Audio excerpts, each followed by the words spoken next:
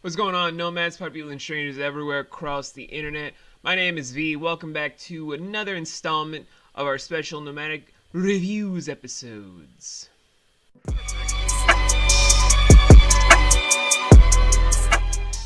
Yeah, anyway.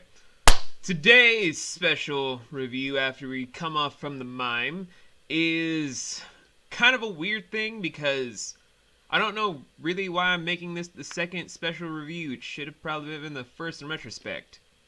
Of the Launder Man. Now, when I say the Launder Man, a lot of people would think, ooh, is he a cousin of Slender Man? And there's a definition to what kind of cousin he is. A boring one. I don't like where this is going. 'Cause he lives in a laundry room. But we'll get into that after I tell you guys the whole thing. So the film is basically non-script at all. Like, there's little to no dialogue except for maybe one or two things going on of a word and breathing heavily and panting. One word. I'll show the clip right here. There you go. I can just tell you the whole thing right here. So, as I have it appear right in the corner, the whole entire short film takes in place of a small little laundry room in an apartment complex, I would assume, or the local laundromat that's across the street from an apartment complex, or in a town neighborhood. One of those three options, where this one lady that's in a different video that we're going to be talking about because it's from the same director and creative team is trying to just do her laundry the normal way, and then she drops a quarter.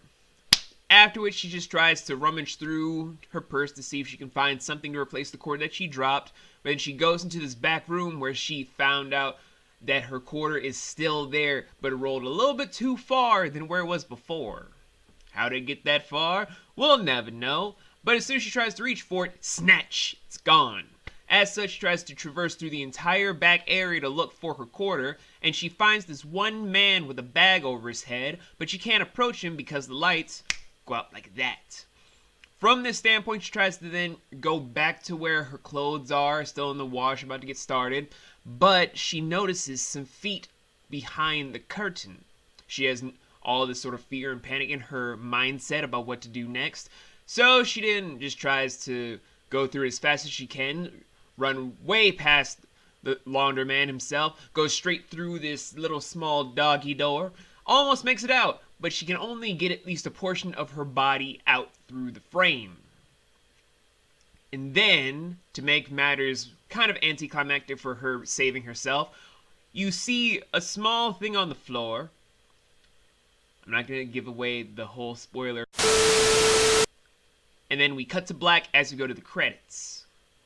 Now, you all can probably figure out what probably dropped and what happened to the lady in the door from when I said anticlimactic saving herself line. But let's just say, for the sake of sakes, what couldn't have happened. That she couldn't have figured out the special powers that come from a man that lives inside a laundromat. You cannot really imagine what that is or isn't going to entail, because can you really predict someone living in a laundromat? Like, seriously, does anyone in their mind's eye think, evil powers in laundromats? That is a lot of powers that you got right there. Teleportation, clothing manipulation, soap manipulation, maybe water for just whatever in the machine.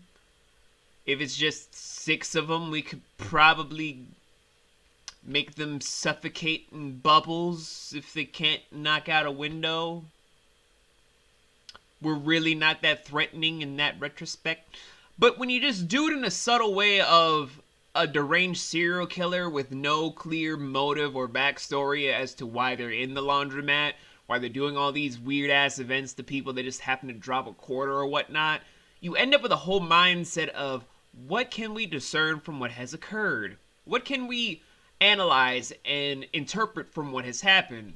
Is she someone that angered a dark spirit that lived there, that was killed in that area? Did she awaken an old god that just happened to want to have a fresh kill to escape from the laundromat to go on a wild killing spree? We'll never truly know, because I don't think Launder Man has a lot of details about it to give any sort of real speculation as to what you can or cannot discern from the short itself. It's really an open-ended interpretation, sort of like the mime, with less detail as to why Launder Man is Launder Man. So, in that retrospect, it's still a good short. It definitely subverted what I wanted to see from a title called Launder Man, making an actually good villain. Compelling, kind of silent film, and having a pretty revolutionary conclusion as to how you can subvert expectations from how to go away from one horror to then execute a nicer one. Going from a typical kill to something that you don't really see every day, that sort of thing actually does get me as a horror snob. I will admit that. So, I'll be frank. I'll give this, for the silent movie era, I'll drop my regular rating to the 0 out of 10 and award this as a 8.2 out of 10 because it does do a lot of things right, but I just don't understand the whole horror appeal of a laundromat in any regard, because I just don't see that as a very typical place to kill people. I see that as like a mob hit sort of thing. I see it as like you shaking down someone for information type of thing. But for a horror monster killer, I don't know, man. So, next one. How do we describe the next one I'm going to be doing for you guys for Cryptic-tober?